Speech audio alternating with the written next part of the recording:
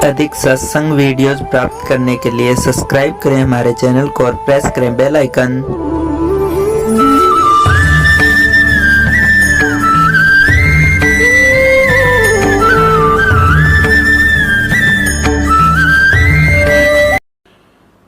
सगुरु मानुष कर जानते ते नर कई है अंध, ओहे दुखी संसार में फिर आगे काल के फंदे। अब क्या बताते हैं कि गुरु को यदि आप मनुष्य एज ए मैन ट्रीट करोगे तो अधूरे रह जाओगे। जैसे पुण्यात्माओं, एक गणित के अंदर एक प्रश्न आता है, क्वेश्चन आता है, और जिसमें मूलधन ज्ञात करना होता है, तो ओरिजिनल मूलधन तो अरबों और करोड़ों में होता है। उस अरबों और करोड़ों के मूलधन को प्राप्त करने के लिए सपोज करना पड़ता है कि मान लो मूलधन 100 रुपये। हालांकि वो 100 रुपये मूलधन नहीं होता, लेकिन उसको माने बिना हम ओरिजिनल मूलधन प्राप्त नहीं कर सकते, अपना प्रश्न हल नहीं हो सकता और हम फेल हो जाएंगे। इसलिए परमात्मा ने बताया है कि मान लो आपके गुरु जी जो हैं ये भगवान है, परमात्मा है।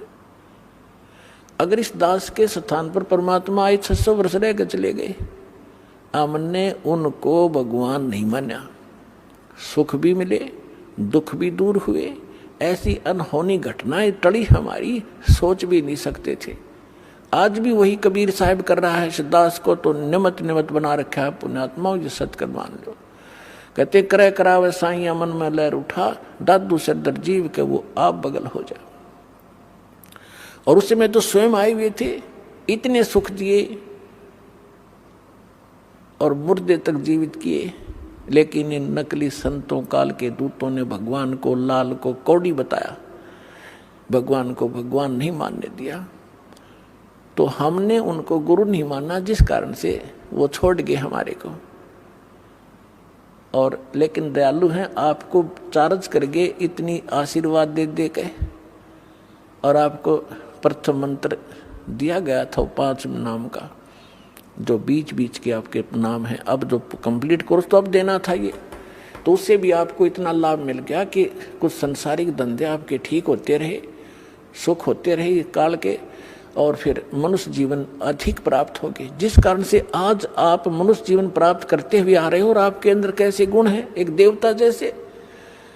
एक ये आश्रम है और इसमें परमात्मा के प्रगट दिवस के ऊपर लगभग 70-80 हजार श्रद्धालु आए थे। अरे ऐसे बैठे थे जैसे ऐसे ढंग से सेट रहे, यहाँ पर कोई किसी प्रकार की कोई असुविधा एक दूसरे को नहीं होने दी। आपके अंदर वो गुण मनुष्य वाले आज तक विद्यमान है, क्योंकि आप पहले से मनुष्य जीवन था आपका। और अब भी अगर इस समय पर भी आपको ये सतमार्ग ना मिलता तो आपकी बैटरी अब डिस्चार्ज हो जाती, फाइनल था आपका जीवन, आगे पशु योनि में जाते। तो अब दयालु ने फिर आकर चार्जर लगा दिया, और अब भी चूक गए तो फिर असंग जन्म ठिकाना नहीं आपका, ये सत्कर मान लियो। असंग जन्म जाकर मुश्किल से फिर कभी इसी समय में युद्ध आपका फिर लगेगा। अब मान लीजिए मूलधन 100 रुपये, अब वो 100 रुपये मूलधन माना और प्रश्न हल हो गया, ओरिजिनल मूलधन मिल गया जो लाखों और करोड़ों में था। तो इस दास को आप ये समझ लीजिए कि इस दास के स्थान पर परमात्मा होते कबीर साहब, जिसके लिए आप भटक रहे हो, जिसके लिए राजाओं ने राज त्याग दिया और उल्टे सुल्टे खड़े होकर के भगवान पाने के लिए तपस्याएं की, और वो यहाँ बैठे होते तो आप कैसा व्यवहार करते। मैं बताता हूँ कैसे करते हैं। एक तो झूठ नहीं बोलते, क्योंकि अंतर्यामी है, ये सारा जानते हैं। तो झूठ कौन बोलेगा? जो मर्यादा तोड़ रहा होगा, जो भगवान से डरने वाला ना होगा, जो ये नहीं समझ रहा होगा कि सामने भगवान, गुरु नहीं भगवान खड़े हों, तो मैं उनसे क्या प्रश्न उत्तर करूं, तो वो सच झूठ नहीं बोलेगा।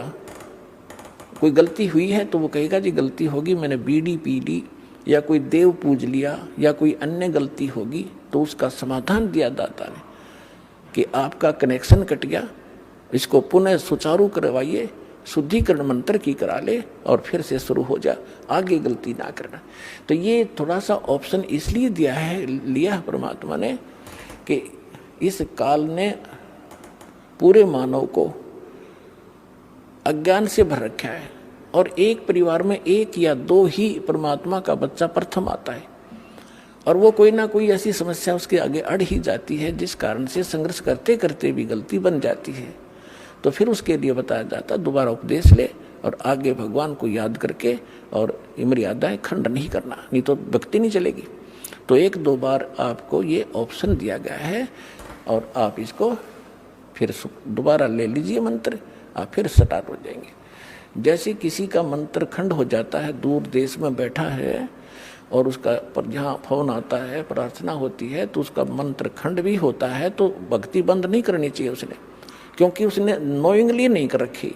तो फिर उसका जो डिपॉजिट होगी भक्ति वो सुचारू कर दी जाएगी, वो उस ओरिजिनल अकाउंट में आपकी आ जाएगी।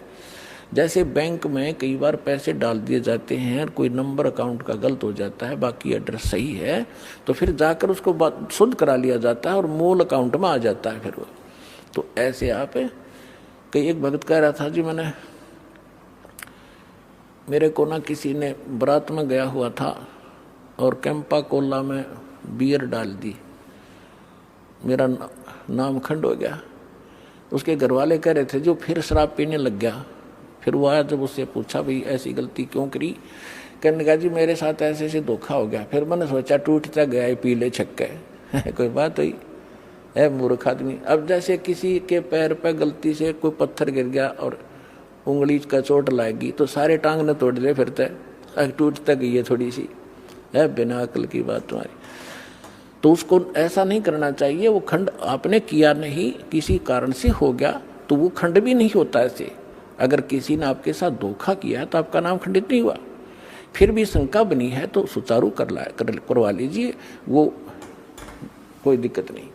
और भक्ति नहीं छोड़नी चाहिए, वो करती रहनी चाहिए। किसी भी कारण से खंडित हो भी गया है, साधना करते रहिए, लेकिन इस उद्देश्य से कि फिर माफी मांगूंगा या घर बैठ कर करते रहे तो बिल्कुल कभी अकाउंट आपका नहीं जुड़ेगा, सदा के लिए खत्म हो जाएगा। इसलिए ऑप्शन दिया गया कि दोबारा आके सुचारू करवा लीजिए और दीक्षा अपनी फिर से चालू कराइए कनेक्शन। तो परमात्मा ने बताया है कि गुरु मानुष कर जानते ते नर कहिए अंध, महादुखी संसार में फिर आ गए यम के फंद। अब गुरु जी के सामने कैसे व्यवहार करें, कोई अभिमान शब्द नहीं मुख से निकले। जिन बातों से गुरु दुख पावे, उन बातों को दूर भगावे।